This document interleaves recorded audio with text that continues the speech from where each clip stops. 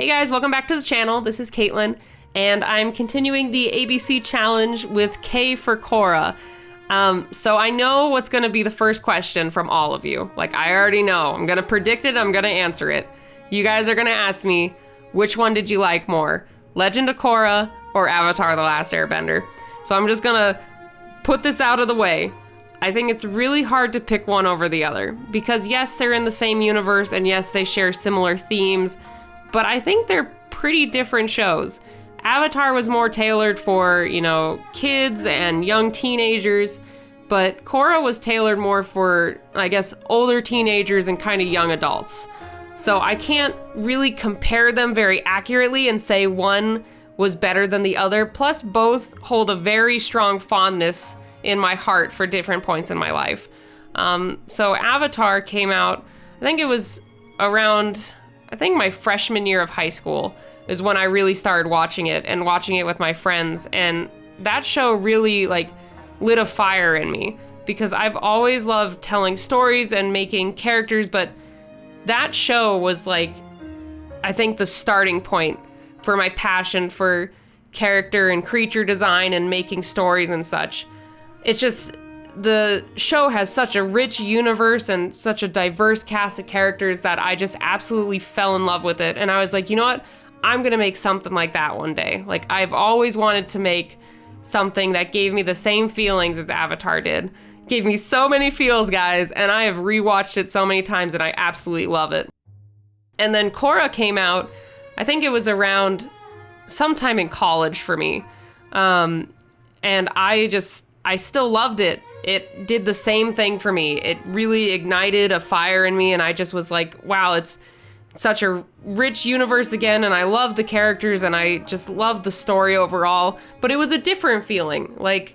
Avatar was more, I guess, innocent, young adventure, and Korra was more for adults, a little more serious and more, I guess, not heart-wrenching, but a little bit more emotional, I guess. Avatar still had its emotional bits and still had feelings. I'm not saying that way, but I don't know how to describe it. It's just, I think they both came into my life at different points, and I experienced them differently. So I cannot pick one. I'm just saying that now. They're different to me, but I know I have rewatched both probably just as much as the other. I really enjoyed Korra. I know that a lot of Avatar fans have been kind of on the fence between if they liked Korra or not, and they usually do the compare contrast, but I personally really liked Korra. I liked her as a heroine. She was a really cool, strong, kick-ass character. I liked her personality, and I do like that a lot of people complain about how she was cocky or arrogant, or a lot of people didn't find her likable in the first couple seasons, and I think that was really good for the character, because it showed how she grew, and by season 4, she was a much more mature, somewhat level-headed Avatar. I mean, she never became completely level-headed. I really liked her whole character development and how she grew as a character. And there's so many aspects about that show that I really liked. For one, I really, really liked at the end of season 4, I know some of you might not, but I am a pretty big Korrasami shipper, and I was so happy that they did some type of representation. And I think that really led the way for other shows to also show more gay and bisexual and lesbian relationships. Steven Universe did that soon after. I mean, they might have had it planned beforehand, but seeing another show put it on TV, they're like, okay, yeah, now we can do it. So Steven Universe did it.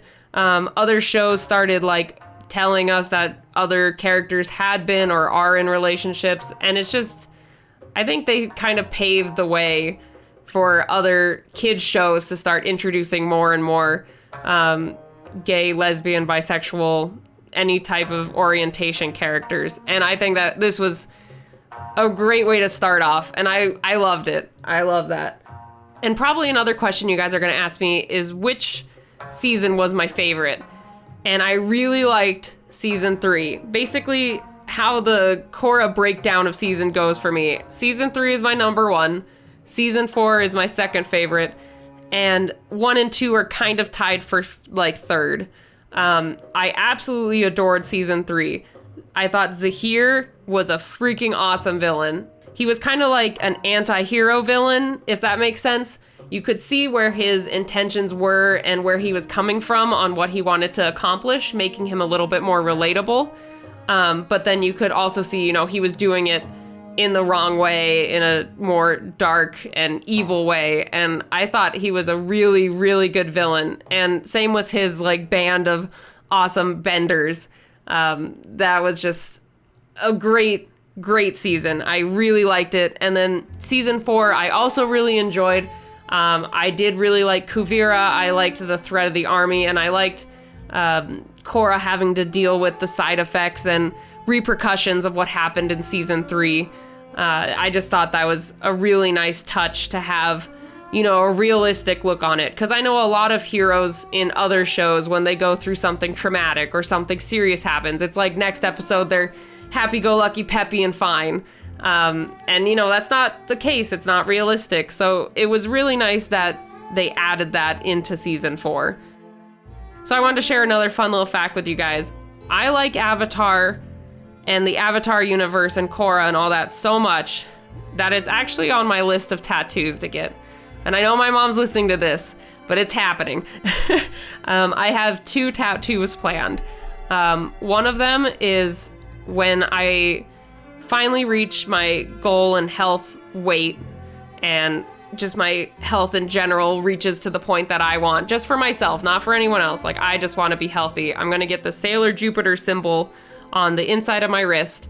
And then when I reach my career goal at working at a studio, like maybe Nickelodeon or Rooster Teeth, or getting that job that I really want, I'm going to get a White Lotus tile, like watercolor, fire, water, earth, air on the inside of my arm. And I just absolutely adore the series, and I really wanted to have something of it tattooed. So that's a fun little fact for you guys to know about me, and kind of basically to show how much I love the series and how close it is to my heart. So we're all done, got the whole thing all finished up. So thanks again, guys, for stopping by and checking out this video. And I'd love to hear what you guys would have picked for Kay. And if you aren't already, you can go ahead and hit that subscribe button. I have new art videos every week. And I guess I will see you guys next time. Bye, guys.